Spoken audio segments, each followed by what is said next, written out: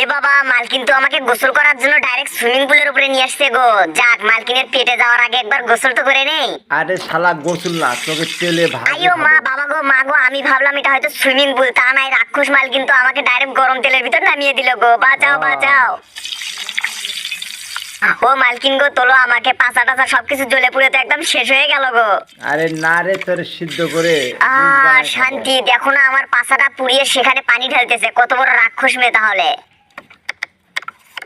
এই যে বাবু, কি দেখতেছো? মধু মধু, লাল লাল মধু। তোমরা তাড়াতাড়ি ভিডিওতে লাইক করে চ্যানেলটি সাবস্ক্রাইব করে দাও তো। ইস রে মালিক, তুমি আমাকে ব্লেন্ডারের ভিতর ঢুকিয়ে দিলে, এবার তো আমাকে চিপে একদম জুস বানিয়ে দেবে গো। আইও মা, এটা কোন মেয়ের হাতে এসে পড়লাম গো। এর জুস বানিয়েও শান্তি হয়নি, আবার রান্নার কড়াইয়ের উপর বসিয়ে দিল। আজকে হয়তো জীবনটাই বের করে ফেলবে আমার। এইভাবে তো খেতে ভালো লাগে। আরে মালিক, তুমি তরমুজ না খেয়ে তরমুজ দিয়ে জুস বানিয়ে সেই জুস দিয়ে আবার